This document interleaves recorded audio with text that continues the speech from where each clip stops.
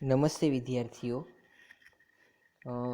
ધોરણ 9 હિન્દીમાં આપણે છેલ્લે જે ઓનલાઈન લેક્ચર લીધો એમાં 13મો પાઠ, એની અંદર નીતિ કે દોહે કે જે રહીમ એના દ્વારા રચવામાં આવેલ છે એનો અભ્યાસ કર્યો હતો. આપણે રહીમનો બહુ ટૂંકો પરિચય એ મેળવેલો. ત્યારબાદ આપણે જે તમામ દોહા છે 9 એનો સંક્ષિપ્તની અંદર પરિચય મેળવેલો. આપણે છેલ્લા લેક્ચરમાં 3 દુહાઓ છે એ વિગતવાર સમજેલા. હવે પછી આગળના દુહા એ આપણે કરવાના છે. તો પહેલો દુહો હતો, એની અંદર પરહિતની ભાવના છે એ રજૂ કરવામાં આવી હતી કે બીજાનું હિત કરવું. તો તરુવર ફલ નહીં ખાત હે, સરવર પિયહિ ન પાન. તરુવર છે એ ક્યારેય ફળ ખાતા નથી અને સરોવર છે એ ક્યારેય પાણી પીતું નથી. બરાબર. તરુવર ફળ નહીં ખાતી, વૃક્ષ એ ક્યારેય પણ તેના ફળને ન ખાય. એ જ રીતે માતા ક્યારેય પોતાના બાળકને ન મારે. બરાબર. એટલે કે પોતાના બાળકને ન ખાય. કહેવાનો મતલબ એટલો છે કે એ જ રીતે બીજાની ઉપર તમે ઉપકાર કરો, પરહિત કરો, બરાબર, તો તમે સારી એવી સંપત્તિને એ પામી શકો છો. પછી કહીમ રહીમ સંપત્તિ સગે બનત બહુત બહુરીત, વિપત્તિ કસોટી જે કસે તેઈ સાંચે મીત. વિપત્તિ છે, બરાબર, એ એક કસોટી સમાન છે અને એ કસોટીમાંથી ઊણું ઉતરવું, બરાબર, તો જ તમે સાચો પ્રેમ એ મેળવી શકો છો. તેઈ સાચે મીત એટલે કે પ્રેમ એ મેળવી શકે છે. અને સંપત્તિ જો તમારે મેળવી હોય તો તમારે સાચા સંબંધની રીતને એ જાણવી જોઈએ. આ આપણે બીજા દોહાની અંદર જોયેલું. तीसरे दोहे में छोटी चीज़ का महत्व यहाँ प्रस्तुत किया गया है. छोटी छोटी चीज़ों का भी हमारे जीवन में बहुत महत्व है. रही मन देखी बड़े न को लघु न दीजिए डारी. એટલે કે મોટી વસ્તુ જોઈને તમે નાની વસ્તુને એ નીચે ન મૂકી શકો. જहाँ કામ आई સુઈ કहाँ કરે તરવારી. એટલે કે જ્યાં એ સોઈ કામ કરે છે, સુઈ કામ કરે છે, ત્યાં તલવારનું કામ નથી. એટલે કે સોઈ પણ એ ઘણા બધા કામ કરે છે, પરંતુ તલવાર એ સોઈ જેવું કામ કરી આપતી નથી. એટલે કે અહીંયા નાનકડી એવી સોઈનું પણ એ ખૂબ જ મહત્ત્વ એ રહેલું છે. તલવાર કરતાં પણ એ સોઈ કંઈક સારું કામ કરે છે. આવું આપણે ત્રીજા દુહાની અંદર જોયેલું. હવે આપણે ચોથો દુહો છે, એની અંદર સહી દીનબંધુ કી બાત કી ગઈ હે. સહી દીનબંધુ કી, બરાબર. હવે જુઓ, તમને શબ્દાર્થની અંદર દીન એટલે કે ગરીબ આપેલું છે, સમ એટલે કે સમાન. એ શબ્દ તમારે અહીંયા યાદ રાખવાનો છે. હવે જુઓ,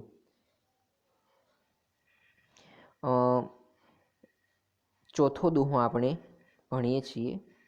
દીન સબન કો લખત હે, દીનહિમ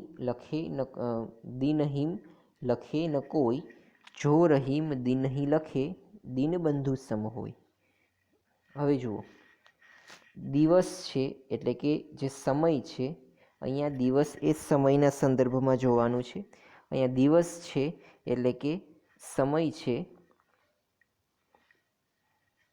સબનકો લખત હે એ તમામ વ્યક્તિઓને લખે છે, એટલે કે સમય એ તમામ વ્યક્તિની નોંધ રાખે છે. દિનહિમ લખે ન કોઈ, પરંતુ આપણે સમયને લખતા નથી. આપણે દિવસને એટલે કે સમયને એ લખતા નથી.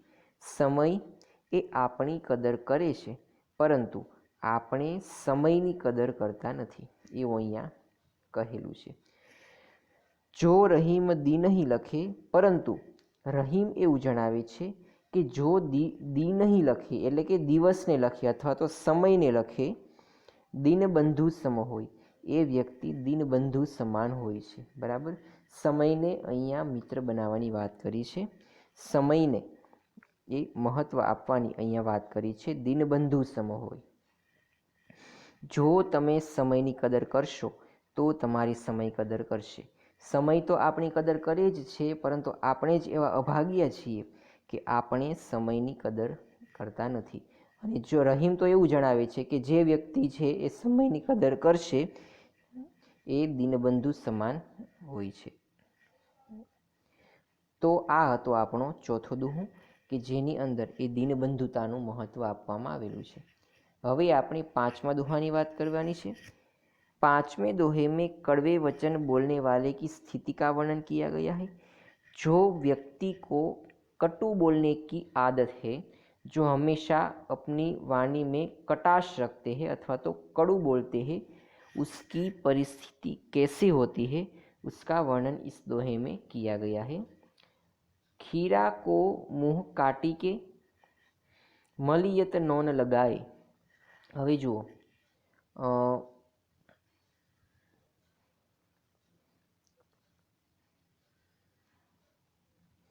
અહીંયા તમને શબ્દાર્થ એ આપેલો નથી. ખીરા કો મુંહ કાટી કે મલિયત નોન લગાય, રહી મન કરુણ મુખન કી ચહિએ યહી સજાય. હવે જુઓ, ખીરા હોય છે એ વ્યક્તિના મુંહને કાપે છે.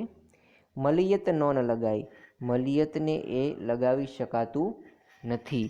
રહીમન કરુણ મુખ કી, રહીમ એવું જણાવે છે કે કરુણ મુખન કી એટલે કે વ્યક્તિ એ જો પોતે કડું બોલે એટલે કે કડવા વચન બોલે તો ચહિત યહી સજાય, તો એ આવી જ સજા છે એને પામે છે. એના મુખ કપાઈ જવા સુધીની એ અહીંયા વાત કરી છે. વાસ્તવિક જીવનની પરિસ્થિતિમાં એ તમારી ભાષા જો કડવી હશે તો આ દુનિયામાં એ ઘણા બધા તમારે નુકસાન વેઠવા પડશે. કારણ કે વર્તમાન સમયમાં સાચું કોઈને કહેવાતું નથી અને સાચું જો તમે કોઈને કહો તો એ અયોગ્ય છે. એટલે કે સાચું વ્યક્તિને એ વ્યક્તિથી સહન થતું નથી. બરાબર. એટલે કે ખીરા કે મુંહ કાટી કે મલિયત નોન લગાય, રહી મન કરુણ મુખન કી ચહિએ યહી સજાય. આ પાંચમો દોહો હતો કે જેમાં કડું વચન બોલવાવાળાની સ્થિતિ છે એ બહુ સારી નથી એવું અહીંયા રજૂ કરેલું છે. પછી તમને છઠ્ઠો એ દોહો આપેલો છે. છઠ્ઠા દોહાની અંદર એ તમને ઉત્તમ વ્યક્તિ કી પ્રવૃત્તિ એટલે કે ઉત્તમ વ્યક્તિ જે સારા વ્યક્તિ છે એ શું કામ કરે છે એની અહીંયા વાત કરેલી છે. જો રહીમ ઉત્તમ પ્રકૃતિ કા કરી શકત કુસંગ. પેલું કે જો જે વ્યક્તિ છે એ સારી છે એટલે કે ઉત્તમ વ્યક્તિ છે તો ઉત્તમ પ્રકૃતિ, પ્રકૃતિ એટલે કે એ વ્યક્તિનો સ્વભાવ, એ વ્યક્તિનો સ્વભાવ છે કેવો હશે તો કે ઉત્તમ. ઉત્તમ પ્રકૃતિ એટલે કે એ વ્યક્તિનો સ્વભાવ એ ઉત્તમ હશે. કા કરી શકત કુસંગ, એ વ્યક્તિને કુસંગ એટલે કે જે દુર્મિત્રતા છે, કુસંગ છે એ એની સંગત કરી શકતો નથી, એ કુસંગથી દૂર રહે છે. બરાબર. એ વ્યક્તિની પ્રકૃતિ એ ઉત્તમ હોય છે એટલે કે એનો સ્વભાવ એ સારો હોય છે અને એ વ્યક્તિ એ હંમેશા કુસંગથી દૂર રહે છે. ચંદન વિષ વ્યાપત નહીં, ચંદન અને વિષ છે એ વ્યાપત એટલે કે ફેલાયેલ નથી. લપટે રહત ભુજંગ, એ પોતાના ભુજંગમાં જ એ લપટ્યા રહે છે. એને ચંદન કે વિષ છે એની કોઈ પણ પ્રકારની ઈચ્છા હોતી નથી. એના મતે ચંદન અને વિષ એ બંને એક જ છે, એની કોઈ પણ જાતની ઈચ્છા એને નથી. લપટે રહત ભુજંગ.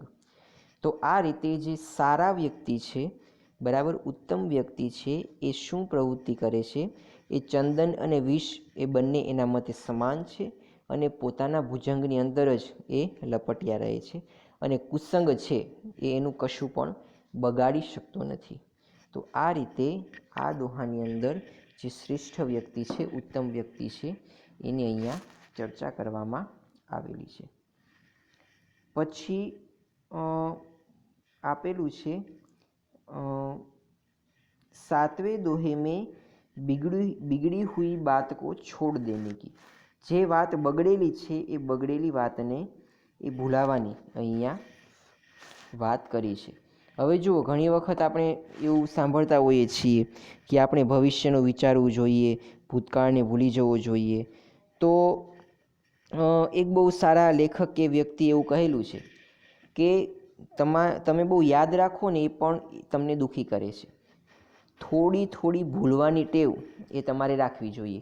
જો તમે થોડું થોડું ભૂલી જશો તો એ તમને આનંદ અપાવશે, એટલે કે તમારી ભૂલવાની જે આદત છે એ તમને ઘણું બધું એ સારી બાબતો અપાવશે.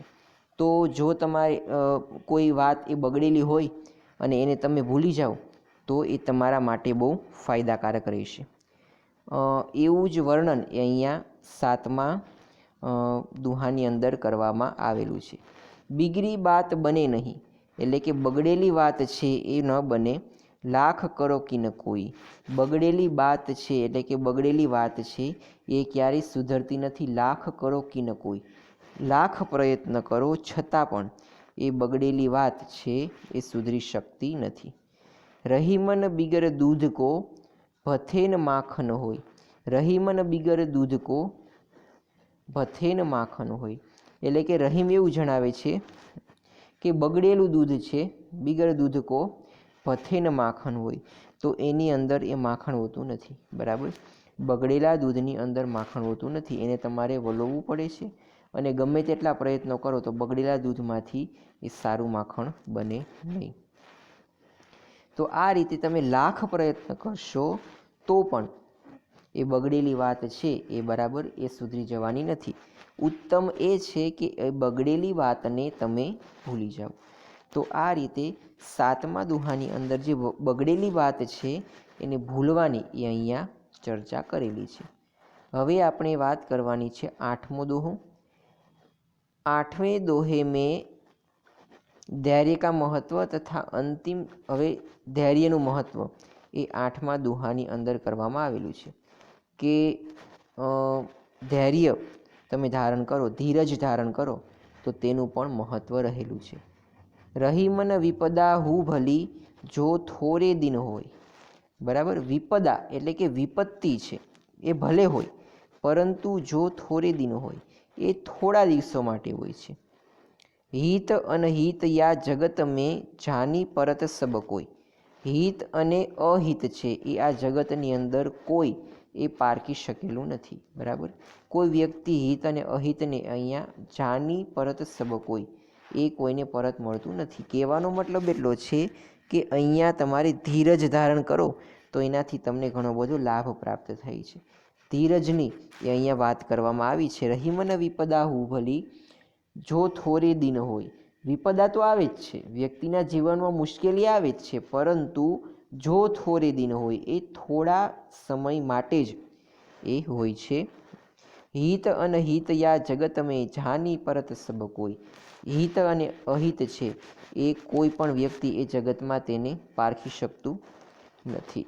તો આ રીતે તમને 8મો દુહો છે એની અંદર એ ધીરજનું, ધૈર્યનું એ મહત્વ આપવામાં આવેલું છે. અંતિમ दोहे में किसी से मांगना नहीं चाहिए, इस बात को अद्भुत किया है. रहीमन वे नर मर चुके जे कहूँ मांगत जाही, उनसे पहले वे मुख्य मुए जिन मुख निकसत नाही. અહીંયા આ દુહાની અંદર માગવાની એ ના પાડવામાં આવી છે કે કોઈ પણ વ્યક્તિએ છે એ અન્ય વ્યક્તિ પાસે કંઈ માગવું ન જોઈએ.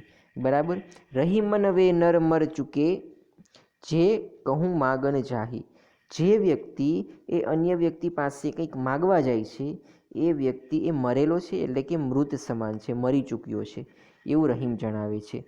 ઉનસે પહેલે વે મુએ જીનમુખ નિકસત નાહી, અને એ પાછા જે વ્યક્તિ પાસે કશું નથી. બરાબર ને, એ વ્યક્તિ પાસે તમે માગો છો. કોઈ જે વ્યક્તિ પાસે કશું નથી એનું મોઢું સારું છે.